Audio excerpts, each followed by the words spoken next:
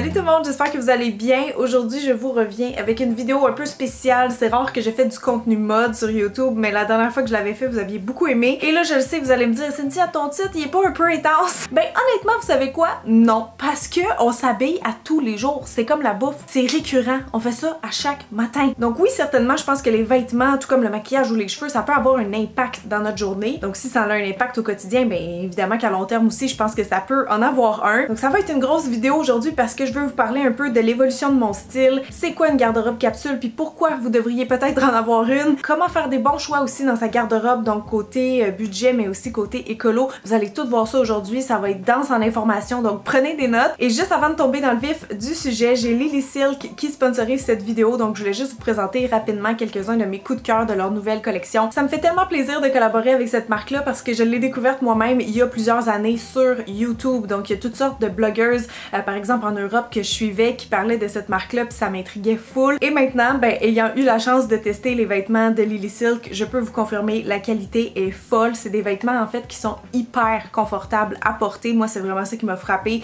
de mon premier essayage. Le premier gilet que j'ai eu d'eux, en fait, c'est ce gilet-là en Mulberry Silk, et sérieusement, j'avais jamais senti quelque chose d'aussi frais, d'aussi doux, aussi confortable sur ma peau.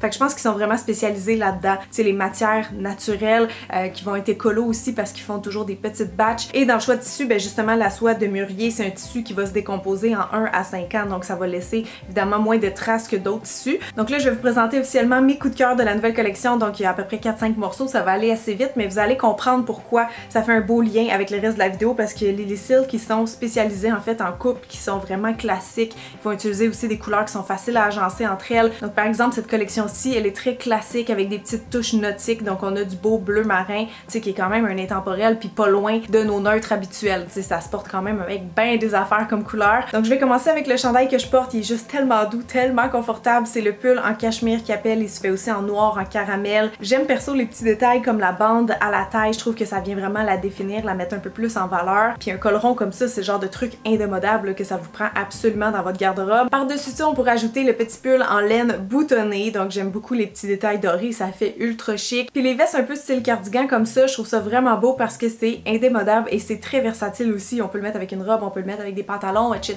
etc. Le tissu de ce haut-là, en passant, c'est de la laine mérinos, donc si jamais vous le portez l'hiver, vous allez être bien au chaud. Mais comme morceau de transition aussi pour le printemps, c'est idéal parce que les soirées sont encore fraîches. Un autre item assez classique de la garde-robe, mais que là a été réinventé avec toutes sortes de beaux détails, c'est la blouse blanche. Celle-là, donc encore en soie de mûrier, vraiment beau tissu, là, c'est comme de la crêpe, donc c'est super élégant, super féminin sur la peau, c'est vraiment très confort, très léger. J'aime beaucoup le petit ruban au col comme ça qu'on peut porter de mille et une façons, donc ça peut faire vraiment très chic, très classique, très vintage aussi selon comment on l'agence. Sinon, je pense que mon coup de cœur perso, ça reste l'ensemble Oasis, donc c'est un haut comme ça en manche courte avec un petit capuchon et un bas qui est hyper confortable, donc ça vous fait un ensemble matching set, mais avec l'effet tricot, la brillance du tissu aussi, ça donne vraiment un look un peu plus élevé, tu sais, ça fait un peu plus soigné, sophistiqué qu'un espèce de jogging set quelconque. Le tissu, c'est un mélange de soie et de laine et ça y donne vraiment un bon stretch, là, c'est super confortable, je vous dis, quand tu mets ces kits-là, tu veux plus rien porter après. Fait que voilà, c'était mes items Lily Silk préférés. Je voulais juste vous dire, ils ont les échanges et les retours qui sont gratuits et ils m'ont donné un code promo pour vous si jamais vous voulez les essayer. Donc il y a un 15% de rabais surtout avec le code 15 Cynthia, et si vous dépensez pour plus de 299, soit dollars, euros, peu importe votre devise, vous allez pouvoir avoir 20% de rabais à ce moment-là avec le code 20 Cynthia. Donc maintenant, on va pouvoir passer dans le vif du sujet. Donc je veux commencer par vous expliquer c'est quoi une garde-robe capsule.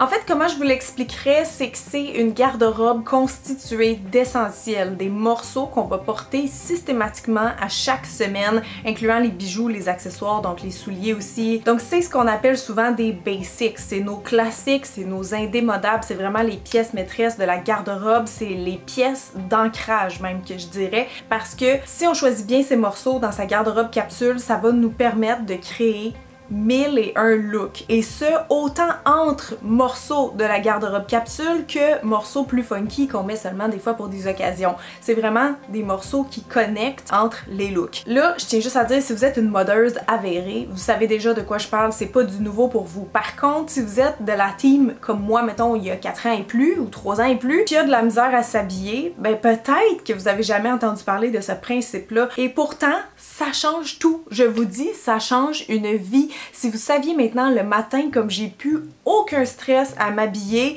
je pogne des morceaux, ça fit tout ensemble, j'ai pas à me casser les ciboulots, mais ça l'a pas été tout le temps comme ça. En fait, toute ma vie, depuis mon adolescence, j'ai tout le temps eu de la misère à concocter des ensembles qui marchent. À chaque fois le matin, là, vous demanderez à ma mère, là, je pouvais me changer 5-6 fois parce que j'étais juste pas satisfaite de ce que je portais. Donc oui, évidemment, des fois quand on est jeune, on connaît pas encore son style, on connaît pas nécessairement sa morphologie. Moi, ça fait longtemps que je m'intéresse à ça, donc ça fait longtemps que je le sais que je suis une silhouette A. Ça, c'était réglé, mais vraiment comment mix and match les morceaux, les couleurs, les textures, les styles, comment agencer aussi les formes, tu sais, les différentes proportions qu'on a au niveau des vêtements, au niveau des souliers. Ça, pour moi, ça a toujours été un mystère. Je croyais que le style, en fait, c'était juste une affaire innée, que ça s'expliquait pas. Jusqu'au jour où il y a à peu près 2-3 ans, j'ai décidé de faire mes devoirs. Comme vous le faites en ce moment avec cette vidéo-là, moi j'ai regardé d'autres vidéos de d'autres chaînes YouTube et j'ai pris des notes. J'ai regardé qu'est-ce que j'avais dans ma garde-robe, j'ai comparé et je crois que ça a porté fruit parce que vous le savez, depuis justement à peu près 2 ans, je m'amuse beaucoup à faire des petits real mods sur Instagram par exemple. Je reçois souvent des beaux commentaires comme quoi vous aimez ce contenu-là, comme quoi vous trouvez aussi que mon style justement s'est affirmé ou s'est défini un peu plus. Et je vous le dis, c'est 100% grâce à mes devoirs que j'ai fait et à la garde-robe capsule. Vous auriez regardé ma garde-robe derrière moi il y a genre 5 ans, vous auriez pas trouvé un t-shirt blanc comme je porte en ce moment. J'en aurais eu, mais il y aurait eu des prints. Il y aurait tout le temps eu quelque chose parce que ne sachant pas comment m'habiller à l'époque, mon réflexe c'était de prendre un morceau tout fait. Tu sais, de juste dire comme ben ça, je vais mettre avec un jeans, voilà mon outfit.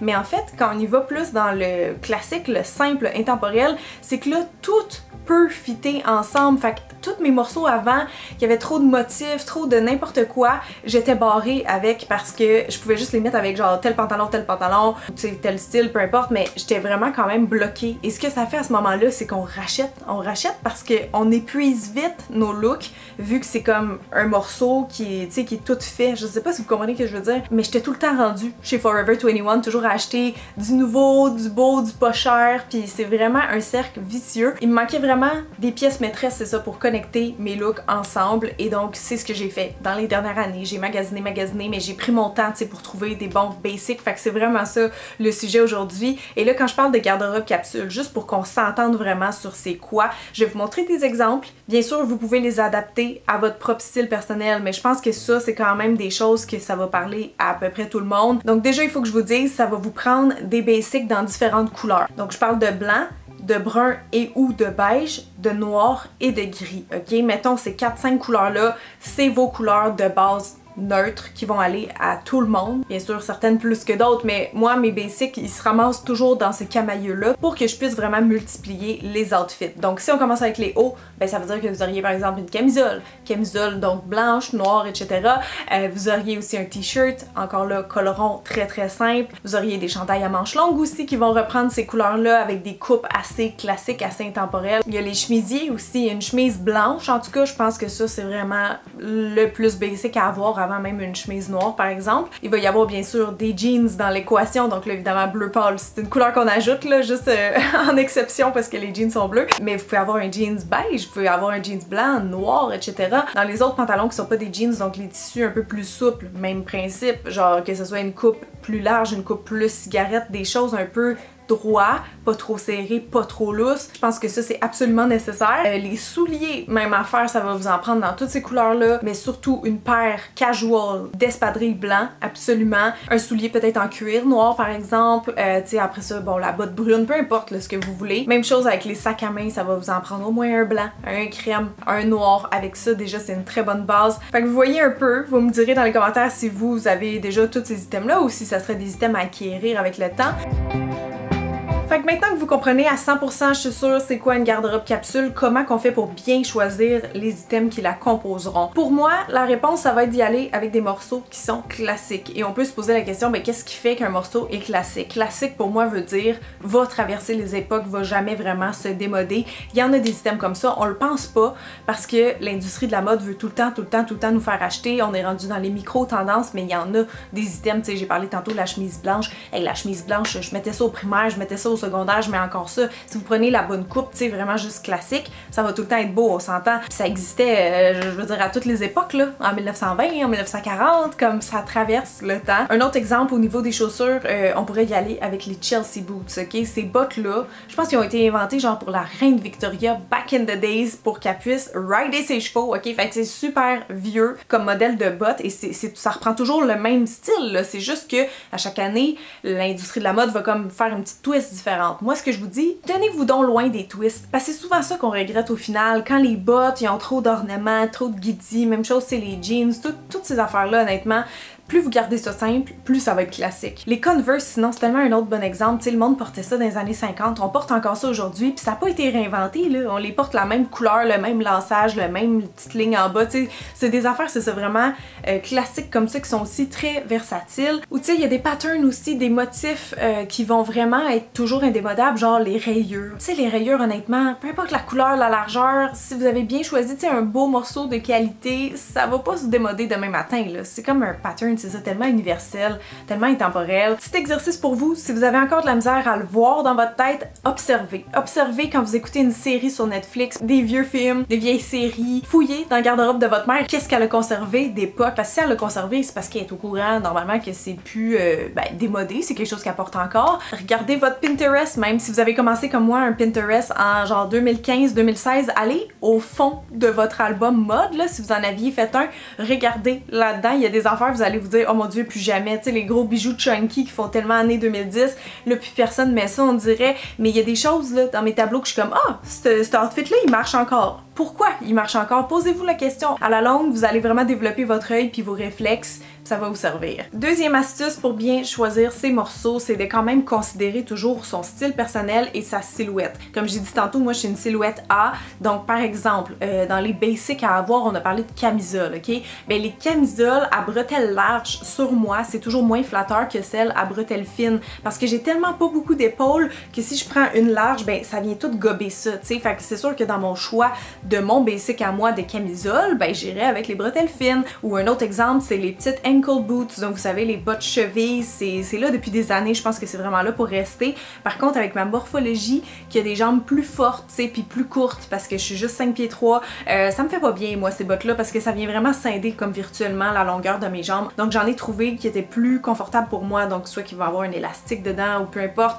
ou qui va être plus courte, donc moins montée sur ma jambe, tu sais. Fait qu'il faut comme prendre ces classiques-là, mais faire un compromis aussi avec qu'est-ce qui nous fait bien, tu sais. Faut pas se forcer à acheter juste un basic parce que c'est un essentiel ou parce que c'est une tendance. Adaptez à votre style, à votre silhouette, il y a pas de problème. Puis tu sais, même si vous avez un style plus funky et que ça vous parle pas, vous autres, les morceaux classiques, je voulais juste quand même vous faire remarquer que des fois c'est essentiel pareil dans une garde-robe funky. Je pense directement là à mon amie Marianne Plaisance parce qu'elle a un beau style, tu sais, vraiment propre à elle, tu sais, très coloré, mais elle a quand même des items clés, là, genre les souliers blancs, les loafers noirs, tu sais, c'est des choses qui feraient partie pour moi de la garde-robe capsule, mais tu sais, une chemise blanche, elle va le mixer avec toutes ces couleurs, y a pas de problème, le blanc ça va aller avec tout, là, tu sais, fait que ça peut quand même être utile. Puis quand je dis vous allez trouver vos basics selon votre style à vous, ben c'est ça qu'a fait elle, justement. Ses loafers vont peut-être être beaucoup plus chunky que la majorité, ou son soulier de course peut-être blanc, il va être vraiment plus flyé, tu sais, mais pas trop pour qu'il puisse justement aller avec ben des looks. Fait que c'est juste pour dire, si vous aimez pas mes choix exacts à moi, on s'en fout, faut juste quand même vous en inspirer, je pense, pour les faire fitter avec votre style et votre silhouette. Astuce numéro 3 pour bien choisir ses vêtements, là on va parler un peu de la qualité et du budget, parce que comme je vous ai dit tantôt avant, j'avais tendance à zéro regarder la qualité, je regardais pratiquement juste le prix, puis bien sûr si l'item me plaisait. Sauf qu'on le sait, là, quand ça fait longtemps qu'on magasine dans des places où c'est très abordable, des fois, ben c'est ça, après quelques lavages, ça troue, puis là, ben ça fait juste de la pollution, dans le fond, c'est, je veux dire, c'est pas mieux des fois de payer pas cher puis d'en avoir plus, parce qu'au final, on en a pas réellement plus pour son argent. Je pense que s'il y a un endroit dans notre garde-robe où il faut vraiment investir sur des bonnes pièces de qualité, c'est justement les pièces maîtresses de notre garde-robe capsule, parce que c'est ceux qu'on porte le plus. À chaque semaine, vous allez mettre votre bonne paire de jeans, votre bon t-shirt noir ou blanc, c'est ça, ceux qu'on va porter le plus, donc qui vont s'user le plus rapidement, donc il faut mettre l'argent là-dessus et peut-être moins sur ce qui est tendance, ce qui est passager. Ça me fait penser d'ailleurs qu'il y a un nom hein, pour ce concept-là, si on veut, ça s'appelle le cost per wear. Donc si vous payez un item très cher, que ce soit un sac à main, une paire de lunettes, je sais pas, une paire de jeans qui vous coûte 300$, mais si vous les portez, honnêtement, chaque semaine, ben là on s'entend à ce moment-là que ça revient pas cher du port. Je sais pas si vous me suivez. Si on choisit intelligemment, même s'il coûte cher, au final, on est gagnant. Puis la planète aussi, elle va être gagnante parce que vous allez arrêter de jeter tout ce qui est trop cheapette en termes de qualité de tissu. Moi maintenant quand je magasine, et je magasine toujours en personne, j'aime pas magasiner en ligne, ben je regarde le tissu. Ah, ça tu vois, j'ai l'impression qu'il va beaucoup s'étirer après quelques lavages. Ça je le sais, ça va boulonner, tu sais, à force d'observer un peu les matières que j'ai ici, lire mes étiquettes, je sais qu'est-ce qui va être plus durable. Fait que votre garde-robe capsule, si vous me suivez, elle va être plus écolo aussi parce que vous avez choisi des morceaux qui sont indémodables. Fait que vos bons morceaux, là, au lieu d'échanger à tous les 2 ans, 3 ans, ils vont vous durer 6 ans et plus. Tu sais, c'est pas compliqué, fait que ça va faire juste moins de consommation de vêtements à cause que vous avez choisi des styles qui sont intemporels. Et là, côté marque, je vais vous en shooter rapidement que j'aime. J'ai pas testé toutes les marques écolo et éthiques de ce monde et de qualité et tout ça, mais il y en a quand même que j'aime. Donc là, j'avais parlé de Lily Silk en entrée de jeu, qui est vraiment de bonne qualité. Sinon, il y a aussi Aridia. J'ai des pantalons de Aridia qui datent de 2017, sont comme neufs, genre ils se sont jamais défraîchis. En fait, tous mes morceaux que j'ai achetés là-bas sont encore beaux. Fait que même si, fut un temps, j'étais très réticente à cause du prix, maintenant je vois la différence, donc ça me gêne plus de débourser plus. Côté québécois, il y a Mims. Mims, c'est vraiment une bonne qualité. Ça fait pas artisanal, cheapette. C'est des belles coupes aussi. Sinon, à Montréal, j'aime aussi beaucoup la petite garçonne. Tu sais, j'ai quand même beaucoup d'items que j'ai depuis super longtemps qui viennent de là. Sinon, un peu moins cher, Uniqlo. Uniqlo, je trouve vraiment qu'il y a un rapport qualité-prix là imbattable. Oh my god, tous mes items qui viennent de là sont encore en bon état. H&M, tout dépendant aussi des morceaux, là, je pense que ça s'est amélioré avec les années quand même, côté qualité. Fait qu'en gros, c'est pas mal ça. Il y a les friperies aussi, hein. Oubliez pas les friperies parce qu'on peut trouver toutes sortes de marques là-dedans. Puis c'est pas vrai que c'est juste des vieux vêtements défraîchis, il y a des fois vraiment là, des pépites. Maintenant, on tombe dans la deuxième partie de la vidéo qui est comment agencer ce vêtement. Maintenant qu'on a trouvé ce qu'on avait besoin, comment qu'on fait pour les mix and match. Le premier truc, c'est vraiment celui, je pense, qui m'a le plus aidé. C'est un truc qui est vraiment facile. C'est d'appliquer la méthode sandwich de couleurs. Sandwich de couleurs, ça veut juste dire en fait que tu fais un rappel avec tes couleurs. Donc, je vous suggère évidemment de ne pas mettre 7 couleurs en même temps sur vous parce que ça va être un peu compliqué si vous êtes débutant. Mais ça peut être aussi simple, aussi con que genre t'as un chandail blanc et tu refais un pop de blanc avec tes souliers ou avec ta sacoche. Moi, le problème, c'est que pendant longtemps, je n'avais pas de souliers blancs parce que je pensais que des running shoes, ça faisait sportif. Et moi, je n'étais pas une sportive. Alors, je pouvais pas faire des rappels de couleurs. J'aurais sûrement mis, tu sais, je sais pas, des souliers noirs avec toutes sortes d'outfits, mais quand tu fais des rappels de couleurs, automatiquement, ça fait plus put together, ça fait harmonieux. C'est comme ça que je pourrais le décrire le mieux, je pense, en français. Pour vrai, maintenant, c'est instinctif. Je mets ça en application là, dans toutes mes tenues. C'est pas une obligation pour faire un beau look, mais si vous partez de ce principe-là, je pense que votre outfit peut être déjà gagné à genre 75%, sans exagérer, parce que ça fait songer comme look. Non seulement ça, mais l'œil humain, il est de même. Qu'est-ce que vous voulez? Il aime ça, se promener. Fait que quand il y a des rappels de couleurs, il aime ça. Il aime ça en déco, il aime ça en maquillage, il aime ça en mode, il aime ça en jardinage, partout, ça fonctionne, ok? Combien de couleurs maintenant? 2, ça peut marcher. Je pense que 3, c'est encore mieux en général. 4 et plus, ça va être plus compliqué d'après moi. Pas impossible, là, mais plus compliqué. Et je pense aussi qu'une chose qu'il faut porter attention, c'est les sous-tons. Des fois, les gens ils ont de la misère à le voir, mais si vous êtes dans un magasin, là, puis vous prenez, je sais pas, un brun chaud, un brun froid, côte à côte, là, vous allez le catcher, lequel qui est froid. Quand il est tout seul, des fois, on le voit pas, là, on n'est pas habitué à s'exercer à ça. Mais bref, c'est juste pour vous dire de faire attention, parce que des fois, on veut se faire un look, tu sais, tout beige, puis on se rend compte, ouh, il y a des beiges qui sont plus froids, plus taupe, puis il y a des beiges qui sont plus sable, tu sais, plus chaud avec du jaune, il y a des beiges qui sont plus rosés, donc avec du rouge à l'intérieur, tu sais, fait que ça peut devenir un peu compliqué. Essayez de rester dans votre famille de sous-tons qui vous fait le mieux, donc chaud ou froid. Puis pour les rappels de couleurs, les accessoires comptent, hein, fait que si vous avez pas justement une chaussure ou quelque chose qui fit, ben tu vas le rechercher avec ta lunette de soleil, avec ta sacoche, avec tes bijoux. C'est vraiment très faisable, là. Fait que voilà le premier truc. Deuxième chose, là on a parlé des couleurs, mais il faut parler un peu des proportions aussi. Ça pourrait être un chapitre en soi, là, honnêtement, mais balancer les volumes, ok? Donc par exemple, si on s'habille en slim de la tête aux pieds, ben premièrement, ça rappelle un peu plus les années 2010 que 2020. Sachez-le, parce qu'en ce moment, la tendance est plus au lousse en général. Mais c'est correct si vous aimez une des deux catégories, là, peu importe quelle année on est. C'est juste que moi, je remarque que sur moi, par exemple, je préfère faire souvent une espèce de balance entre les deux. Donc, toute lousse sur moi, Je trouve qu'on perd ma silhouette, on perd ma taille, ça me fait pas bien.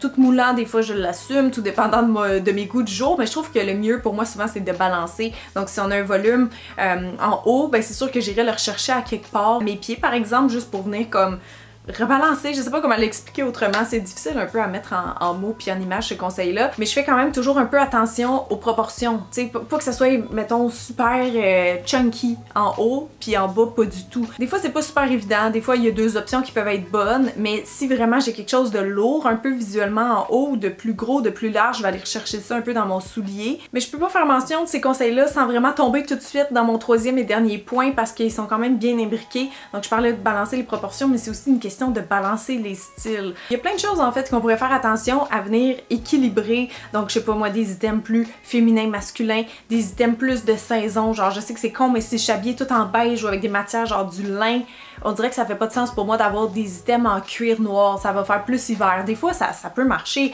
mais c'est pas toujours la meilleure option. Il y a les textures aussi justement qu'il faut équilibrer ou justement faire des rappels. Donc si j'ai une sacoche en cuir, ben je vais privilégier les chaussures en cuir parce que ça fait un beau rappel pour l'œil, pas dans les couleurs mais dans la matière. Fait qu'il y a tous ces petits détails là à prendre en compte, mais je pense vraiment que le plus important dans tout ce que je viens de nommer, c'est vraiment comment mixer les styles parce que comme en déco justement, on peut pas décider qu'on est à la fois rustique, moderne, bohème, je sais pas, girly, tu sais, comme à un moment donné c'est juste trop visuellement, puis il faut comme se brancher, tu sais. Fait que j'ai remarqué qu'il y a des styles qui vont mieux ensemble que d'autres, mais comme justement avec la décoration, des fois s'en tenir à deux styles, deux mélanges maximum de styles, c'est mieux. On peut bien sûr y aller juste avec un style, hein, si votre maison est toute rustique par exemple, il n'y a pas de problème, là c'est sûr que ça va être beau, mais comme en déco, comme en mode, ça va faire un peu plus costumé. Moi j'ai pas de problème contre ça, là. Si vous voulez vous habiller, mettons, rockabilly parce que vous tripez ces années 50, ben habillez-vous en années 50 de la tête aux pieds, genre moi j'ai aucun problème avec ça, mais justement sûrement que les gens vont vous dire « Es-tu costumé? » Tu sais, comme ça doit être vraiment gossant, by the way, mais ça pour dire que quand on prend un seul et même style de la tête aux pieds, ben ça donne vraiment cette vibe-là, tu sais, donc par exemple très sportif, mais si on veut faire un mélange de deux styles, par exemple on part d'une base qui est sportive, qu'est-ce qui peut bien se mélanger avec ça? Sportif et chic, un peu tough. Sportif casual, ça marche très bien ensemble. Sportif classique, ça peut bien aller aussi ensemble. Il y a vraiment quand même des styles qui vont être plus faciles à mix and match que d'autres. Donc des fois, mettons du moderne et du vintage. Si on balance ça genre 2 tiers, 1 tiers, ça peut fonctionner, y a pas de problème. Ou tu sais, si on prend l'exemple contraire du sportif, ok, on y va avec une base un peu chic. Ben chic, de la tête aux pieds, ça marche, vous allez juste être très chic. Chic, classique, ça se combine bien.